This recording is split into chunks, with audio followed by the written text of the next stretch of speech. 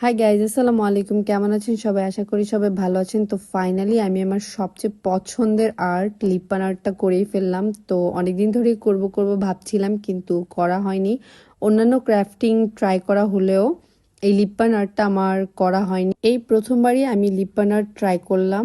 তো lip balm আর্টের আমার কাছে মনে হয় সবচেয়ে মেইন যেটা হচ্ছে সেটা মিরর, আর এটাই আমার বাসায় ছিল না, এই জন্যই করা হয়নি। তো লিপ বাম আর্ট বানাতে কি কি প্রয়োজন, যারা যারা ক্রাফটিং করেন তারা মোটামুটি সবাই জানেন, কিন্তু যারা জানেন না তাদের জন্যই বলছি। লিপ বাম আর্ট বানাতে প্রয়োজন হচ্ছে এমডিএফ বোর্ড, ক্লেটা হচ্ছে সুপার ক্লে না, সুপার ক্লে বাদ দিয়ে অন্য যে কোনো ক্লে, সেটা এয়ার ড্রাই ক্লে বা পলিমার ক্লে বা মোল্ডিড ক্লে যেটাই হোক। আর হচ্ছে মিরর আর কালার্স, এগুলোই প্রয়োজন। আর লিপ বাম আর্ট আমার এত পছন্দের হওয়ার একটা মেইন রিজন হচ্ছে মিরর।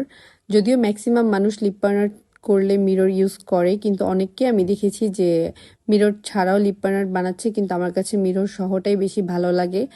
আর লিপ বাম আর্টটা ঘরের যেখানেই রাখা হোক না কেন আলো পড়লে ঝলমল করে, এজন্য আরো বেশি ভালো লাগে আমার কাছে। যেহেতু এটা আমার প্রথমবার লিপ বাম আর্ট ছিল, এজন্য আমি একটা ছোট এমডিএফ বোর্ড নিয়েছি। তাতে আমার অনেকটা সময় চলে গিয়েছে। আমার কাছে মনে হয়েছে সবচেয়ে কঠিন পার্ট হলো ক্লেটাকে দড়ির যে স্ট্রাকচার সেটা দেওয়া। আমার কাছে মনে হচ্ছে এটা অনেক টাইম কনজিউমিং, আর অনেকবার ভেঙেও গিয়েছে আমি হয়তো বা বেশি চিকন করে ফেলেছি বা বেশি মোটা করে ফেলেছি, এমন করে করে আমার অনেকটা সময় গিয়েছে।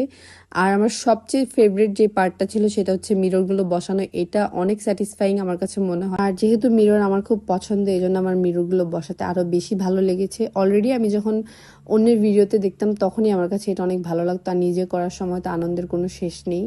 যেহেতু প্রথমবার বানিয়েছি সেই হিসেবে অনেকটা ভুল ত্রুটিও হয়েছে। আমার পুরো আর্টে আমি যে কালার বসিয়েছি পুরোটাই স্মুথ রয়েছে, জাস্ট মাঝখানের ওই গাঢ় পোর্শনটুকু কেমন যেন রাফ একটা টেক্সচার হয়ে রয়েছে। তো আমি প্রথমে বুঝিনি এটা কেমন হয়েছে, আমি ভেবেছিলাম আমার বোর্ডে প্রবলেম।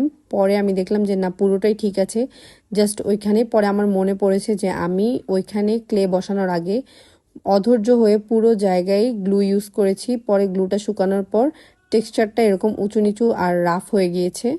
তো একটু খেয়াল করলেই দেখতে পারবেন যে আমি আমার লিপ বাম আর্টের মাঝের যে গাঢ় পোর্শনটা ছিল ওটার কালার আমি চেঞ্জ করে দিয়েছি, যেহেতু আমার গাঢ় কালার পছন্দ না, আর এই তিনটা কালার একদম মানাচ্ছিলও না। তো এই তো রেডি। আজকে এ পর্যন্তই। ভালো থাকবেন, সুস্থ থাকবেন। আল্লাহ হাফেজ।